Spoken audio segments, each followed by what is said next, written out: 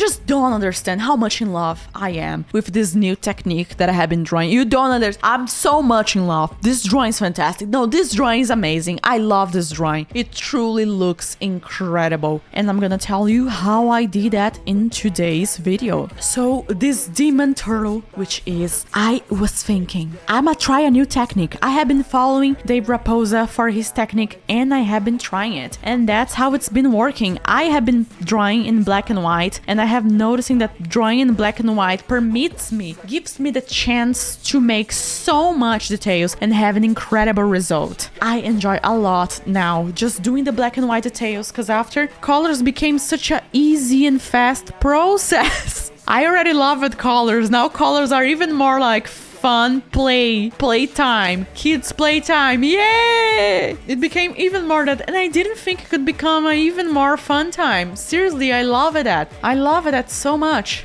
So what I can tell you, champs, I start doing details, and then I do details, and there is a point of the drawing that you're gonna go like, oh, so boring, I gotta do even more details, I gotta render even more. Yeah, you gotta. But you notice that since it's a very high demanding activity, you get focused on that. Not gonna lie, you get focused. If you have been doing that for a long time, maybe not, you are going to get to the flow state one way or another. So it's very good. Flow state's fantastic. Flow state is the state that you go to have fun in your mind and not have any kind of crazy intrusive thoughts, because you're just there in the moment. And when you are in the moment, the time passes like crazy, and then you go like, whoa, I did that, damn. I added a layer behind it for the colors, and then I start changing it for a little bit more brighter, a little bit more darker, and just making fun time like, hey, I want the horn to be a little bit more reddish. Maybe this turtle could be red. Let's see what the client thinks, and the client choose green, which I love. Seriously, I love green. Green is my favorite color, by the way. Green and orange. I love green and orange in this order. First green and then orange, because both colors are so good. So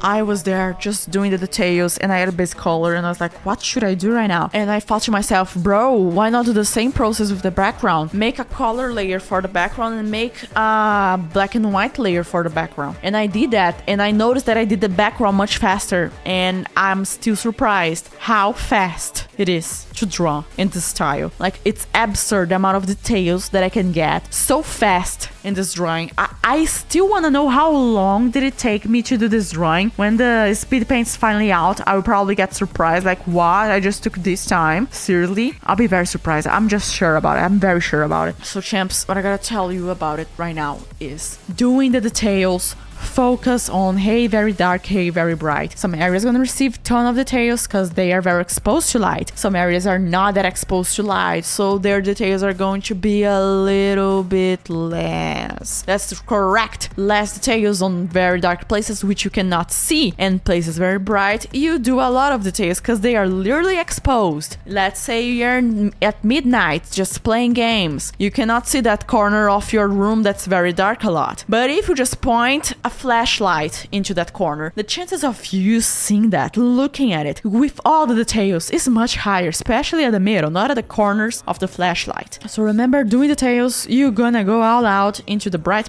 areas, and the dark areas you go like, whatever. So after I added base color, after I added incredible details, which took me, I think the biggest part was adding the details. I'm so freaking proud. Bro, you don't understand how proud I am of this drawing. This drawing is just so good. This drawing is very good. I'm so happy with this drawing. This is the best demon turtle I have ever drawn. Bowser would be proud of me. By the way, Bowser, they just passed by. Bowser, I love you. I always played Mario Kart being you. So after that, I just went to colors. And how did Gabs went to colors? Very simple. I reinforced a ring light at the corner, okay? And I also painted the line art.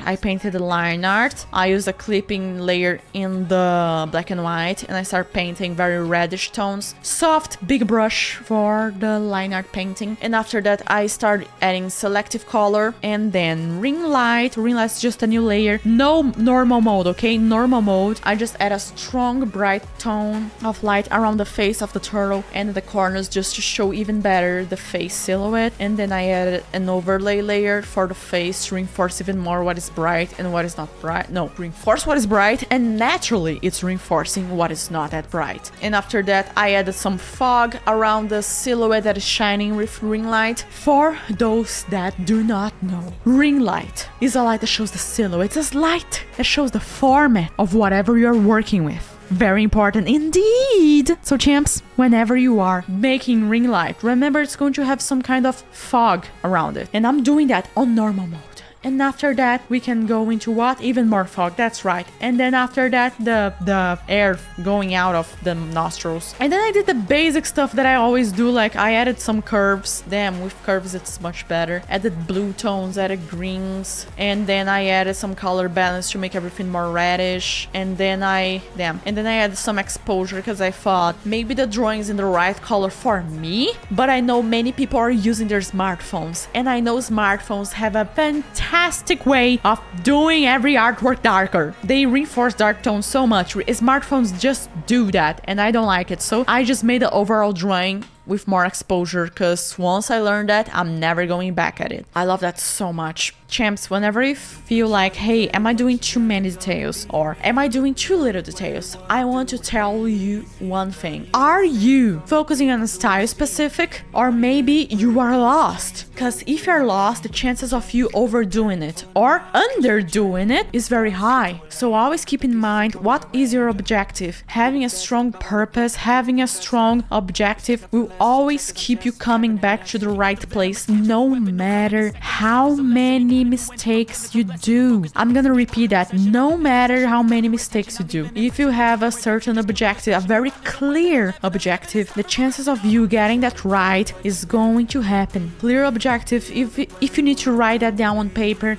draw a demon turtle with very crazy details and a little bit of cartoonish face, but crazy on details, and looking very old, and a volcano behind. Will the volcano have the same amount of details? No. And then you write that down. It's so important that you already have a picture in your head, that you imagine what is going to happen before you do it. And I'm not telling you to have that perfect while you're imagining. I don't get it perfect. We are artists. The way we do things is different than how we imagine. Even if we do piece that got very good, the chances that it's 100% like our imagine is very little, because in the middle of the process, we are going to change something. We are changing in the middle of the process. With the artist, we are changing. Everything is constantly changing. So just by going there and imagining, it can just create to you place that was no places to step on. Now you have a staircase appearing in front of you. It may not take you to exactly where you thought it would, but it's taking you further and further beyond.